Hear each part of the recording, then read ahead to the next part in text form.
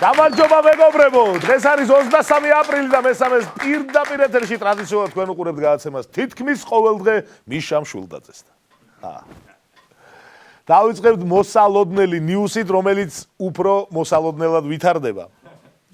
საპენსიო სისტემა უკვე დატოვა 2915 ადამიანმა. ეს იყო მოსალოდნელი ნიუსი. ახლა კი უფრო მოულოდნელი განვითარება. აქედან, ანუ ვინც დატოვა, საჯარო სექტორში დასაქმებული არის 2712 ადამიანი. ანუ ვინც გადიან საპენსიო ფონდიდან ძირითადად საჯარო სექტორში დასაქმებული ხალხია. ანუ თვითონვე არ ჯერათ შიგნით.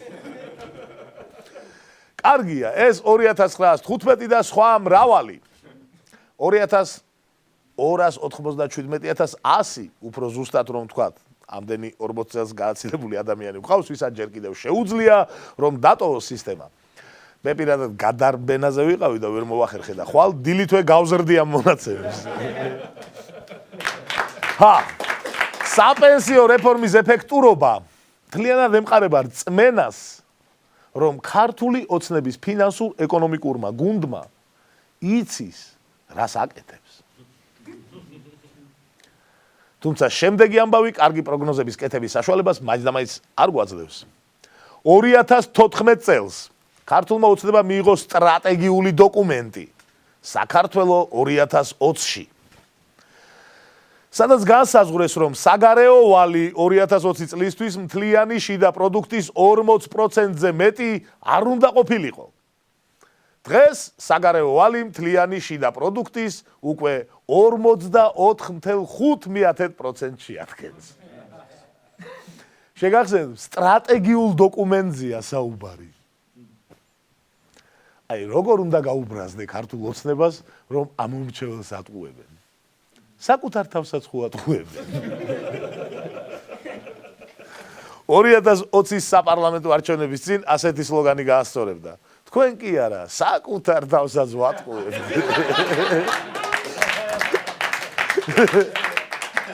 სანამ შეგვიძლია. მოვიტყუოთ ერთად საკუთარი თავი. ამ ტიპის კამპანია იქნება. ამგვარად ოცნების ხელისუფლებაში მოცვლის შემდეგ საქართველოს საგარეო ვალი გაორმაგდა და აი ამ მთავრობამ საყოფაცხოვრებო ტექნიკაზე ვალების შეზღუდვები დაგვიწესა.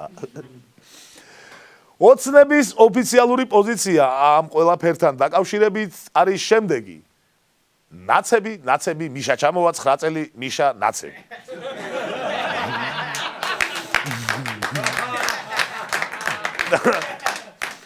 მორჩა როგორც არ უნდა მოემზადო. შესაძლოა ამიტომაც ირჩევენ მე აქეთ ამ ხრიდანაც მარტივ მესიჯებს პირდაპირ ჯემპრიდან. თუმცა მაინც შესაძლოა რომ ოცნების გარეთ მოიძებნოს ერთი ისეთი ადამიანი, რომელიც გაგცემს ნორმალურ პასუხს და ნაცებს ყველაფერს არ გადააბრალებს. ცადოთ. პატამეიშვილი რუბრიკაში მხარე.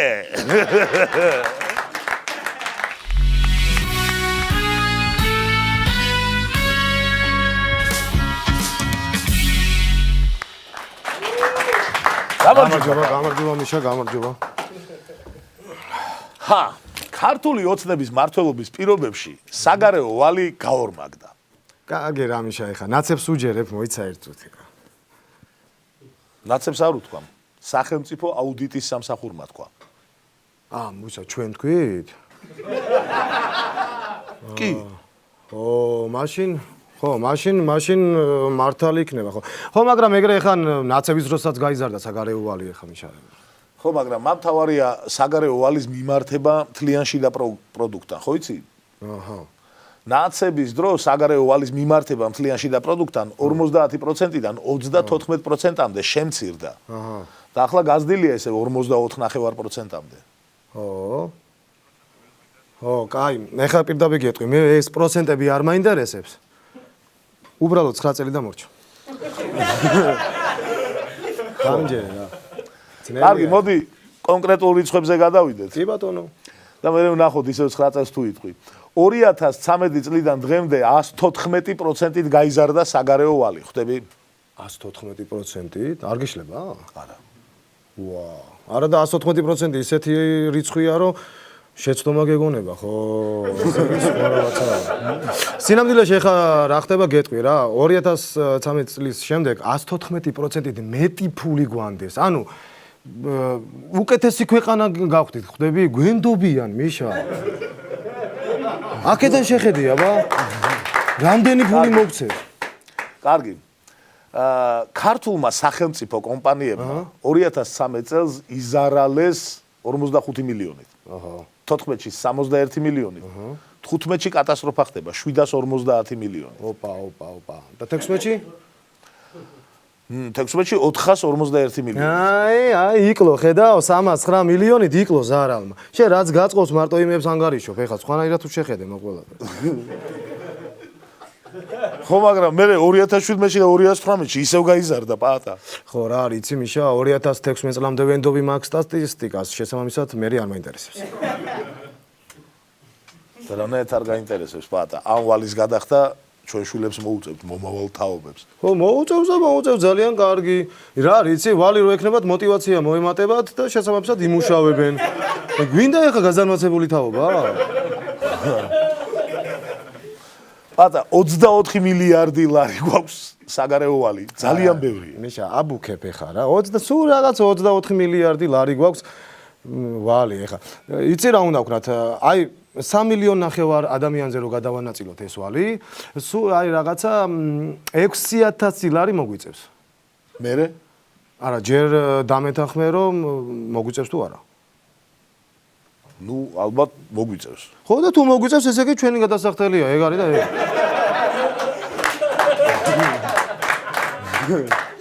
ხო, მაგრამ როგორ გადავიხდით ამ ვალს პატა? დღეს პარლამენტში უსმინე ფინანსთა მინისტრს ივანე მაჭავარიანს. მაჭო მაგარი კაცია. იცი რა თქვა, საქართველოს ინარჩუნებს მაღალ ეკონომიკურ ზრდასო. აჰა. 4%-იანი ზრდა მაღალია. ნუ ეხა მაღალი არ არის, ეხა მართალი რო გითხრა, მაგრამ არ არის მაღალი, ხო, გვაყოფილი ხარ? იცი რა არის ამ თავრობის შეცდომა, რო აკრიტიკებ, ხო? რაღაცა მე თავს იცავე, გაიგე? და სინამდვილეში უნდა დაეთანხმო რა. და მანდი აი ჩამოიშლება შენ წინ მდგომი რა, როგორც კი დაეთანხმე. მიდი რაც გინდა მითხარი, დაგეთანხმები ჩამოიშლებ. გეუნები. პატა. მე მართლა ვერ ხვდები როგორ ხუჭავ ამ ყველაფერზე თვალს. მიშა, ტირი ხარ? არა. არა ხო, მეთქი ტირის და გაი ხო, არის ნერვიულო მიშა, უბრალოდ ის არის, რა ქვია, ცხოვრება გაძვირდა და მაგის ბრალია თორე, მეტი არაფერია. არის ნერვიულო შენ. და მე ვისი ბრალია ეგ ცხოვრება რო გაძვირდა? ცხოვრების? ვინ განაგებს ცხოვრებას? ღმერთი.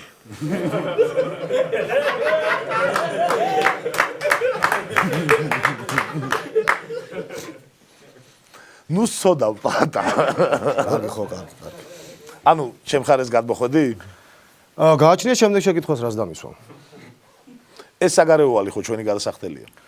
არ ვიცი ახლა მიშა რა, მაგრამ ჩემი გადასახდელი რო არ არის ვიცი. რატო? რატო და ეს თავრობა რო წავა მე მოხევას ვაპირებდა.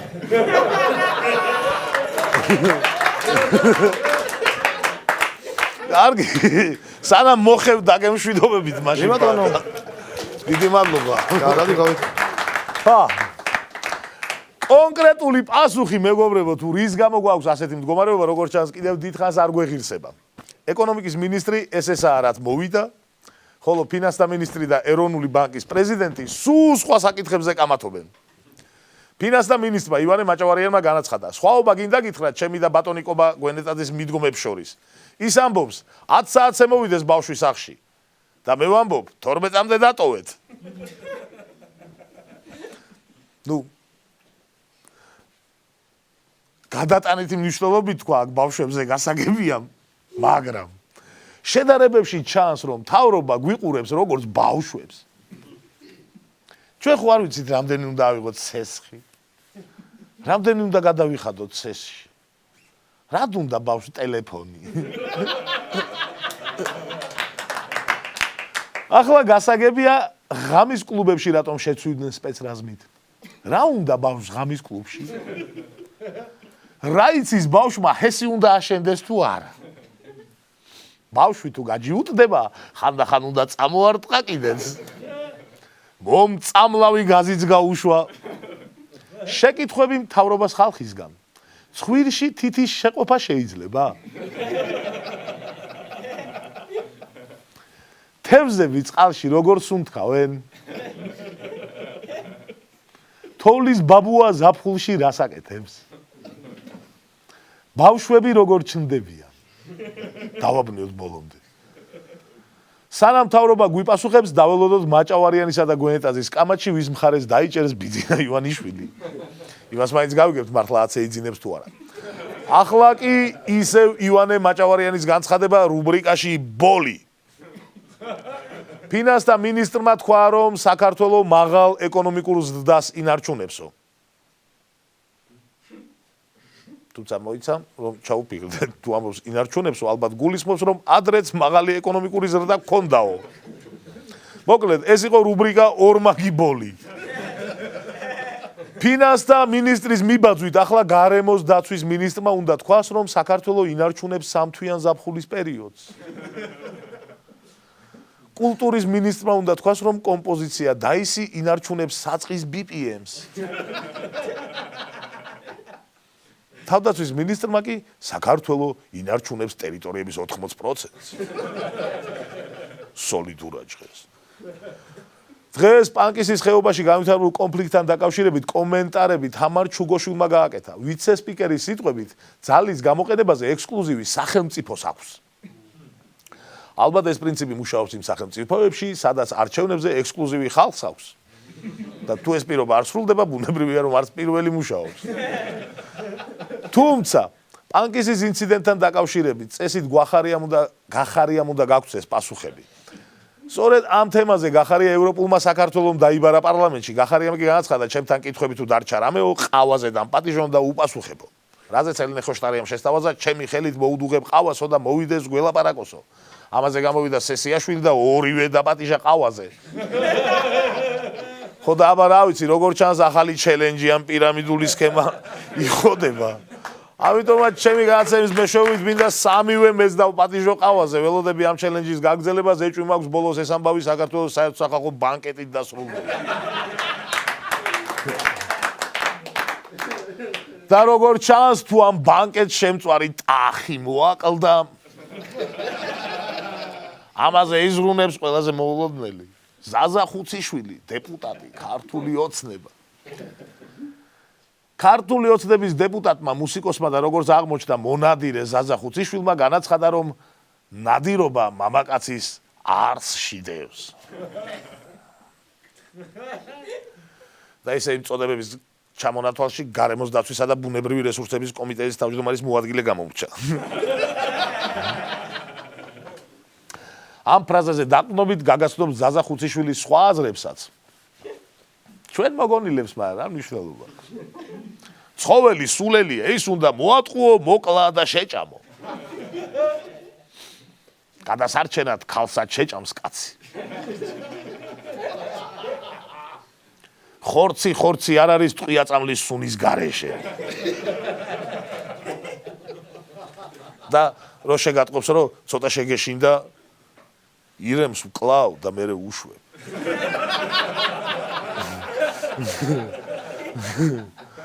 მე კი უახლოეს მომავალში სამთავრობო მედიისგან ველოდები ასეთ სტატიებს. მსოფლიოს 10 საუკეთესო გიტარისტი, ვისაც ნადირობა უყვარდა. რატომ მოაჭამა ლეგენდარულმა ოზი ოსბორნმა კონცერტზე ღამურას თავი?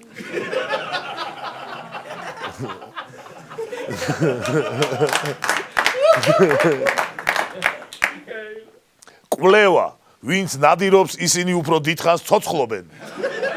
ვიდრე ისინი, ვისაც ნადირობენ. ცხადია. კიდევ ერთი ბიძაკაცური განცხადება მამუკა ბახტაძემ გააკეთა, მაგრამ ამას განსაკუთრებით არ მოუხდა. წიგნი ყველას უნდა უყვარდეს. განაცხადა პრემიერ-მინისტრმა. აბა რა მამუკა.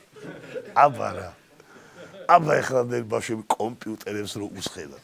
ეგრე გაკეთებას. ისეთი ფრაზაა რა, სწორი ინტონაციით უნდა თქვა, მერე კი საკუთარი მანქანის წინა საბურავი ფეხით შეამოწმო.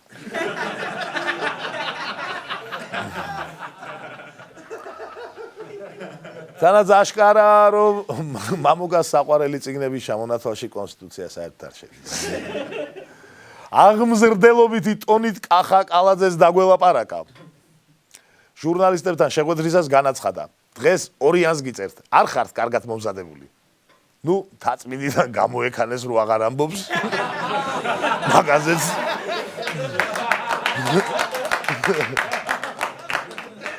იყოს ორიანები ჯანდაბას. ოღონ პოზიტიური დინამიკა უნდა შეინარჩუნოს. ხვალ ჭია კოკონობაა, რასთან დაკავშირებითაც გარემოს დაცვისა და სოფლის მეურნეობის სამინისტრომ განაცხადა, რომ ვინც საბურავებს დაწვავს 500 ლარით დაჯარიმდება. კი ბატონო, საბურავების არავის სიამოვნებს, უბრალოდ შეგახსენეთ, რომ შუა ქალაქში დალეწილი ზედგასული მანქანები რომ ამოგვიყირავეს, მაგას ჯერ არავინ დაუჯარიმებიათ. რაც შეეხება ჰაერის დაბინძურებას, როგორც ჩანს, ეს ნელ-ნელა სერიოზულ პრობლემად ყალიბდება. მიუხედავად დავით სერგეენკოს დამშვიდების, აღმოჩნდა, რომ საქართველოში 10-დან 4 ბავშვს სისხლში მეტალის შემცველობა მომატებული აქვს. ავი, ლეკიანობა რომ დაბრუნდეს, დაღესტნელი ქურდების საჯიში ბავშვებს მაგნიტებით მოგტაცებენ. რაც საერთოდ არაა სასიხარულო. ახლა კი სპორტის მოულოდნელი ამბები. საქართველოს ჰოკეის ნაკრებმა მექსიკის ჰოკეის ნაკრების 3-2 დამარცხა. ორივე მხარე გაკვირვებული იყო საკუთარი შედეგით. ალბათ იქ უფრო ცხელა, იმათთან უფრო სწრაფად ნება ყინული და ნაკლებ ვარჯიშს ასწრებენ. რაღაც ლოგიკა უნდა იყოს. უცხოეთის ნიუსები სხვა. დღეს გავრცელდა ინფორმაცია, რომ ალჟირში ყველა მილიარდერი დაიჭირეს. მართლა.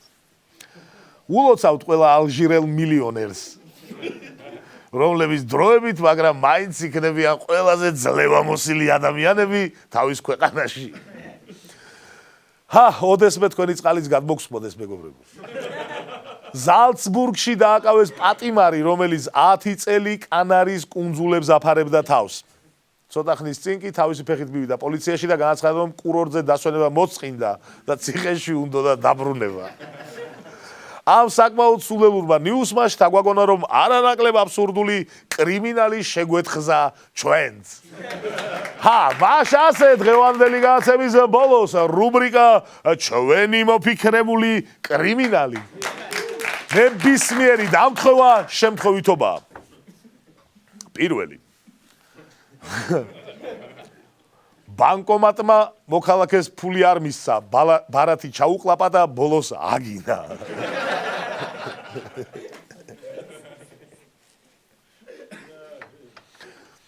უკმაყოფილო შვილებმა მთვრალი მძინარე მამა საოკუპაციო მალთუხლართების მიღმა გადააგდეს. ეგეთი კრიმინალია.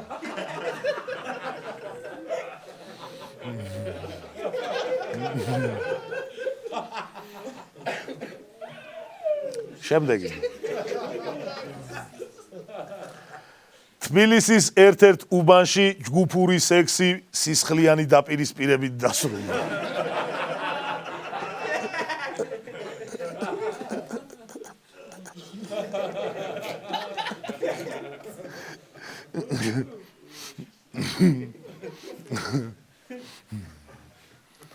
კახელმა ბრაკონიერებმა წითელწიში შეყვანილი მურა დათვით ბანკი დააყაჩაღეს.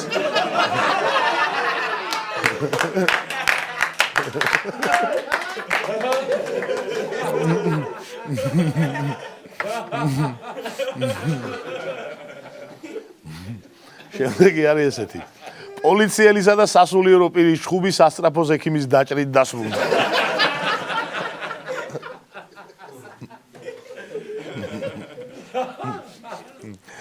შემდეგი კრიმინალური ნიუსი ისეთი არის სტატისტიკის მოყვარულებისთვის. 18 აპრილს გორში ვინც ჩავიდა ყველაცემეს.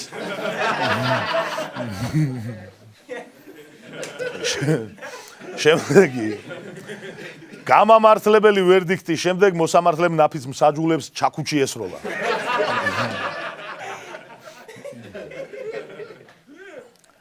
შემდეგი სოფლის მეურნეობის პრობლემატიკაზეა შემდეგი. თუ მეცხვარეს ცხრები იანვარში გაუპარსეს.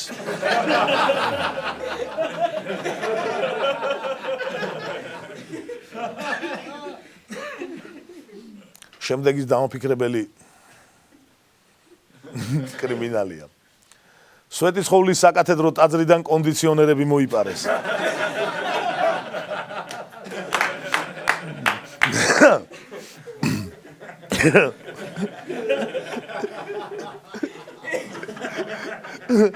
ხო გახსოვდის ფოტო?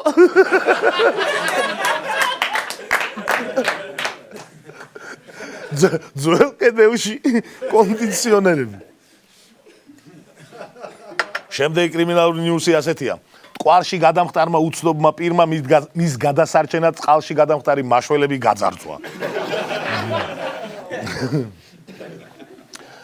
პლეხანოველი მანიაკი ტაქსისტი ავჭალელმა მანიაკმა მგზავრმა მოკლა.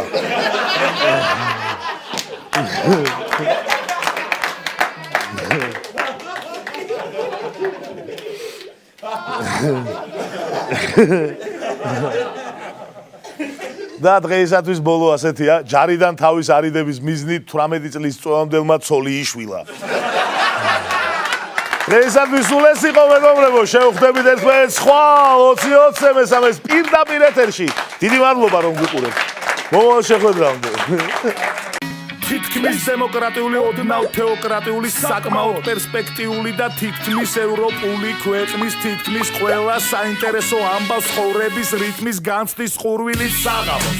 სანამ წაგიგებს სურვილი, რომ რავი იქნებ დღეს ხდება ის, რისთვისაც ღირს, რომ თითქმის ყოველ დილით, როცა ვფიქრობ, რისთვის, ვისთვის, შენთვის თუ სხვისთვის, გახსოვდეს სამშობლო, რომელმაც დაამარცხა კორუფცია, თითქმის კრიმინალი, თითქმის სისტემას მოვაწუთებს ითვლის უკვე წლებია და წლები არა წლების მიქრე კიდევ უფრო მნიშვნელოვანი ხდება თითოეული დღე ხარჯელი სიტყვა მოკლედ თითქმის საღამოს როას თითქმის ყოველ დღე თითქმის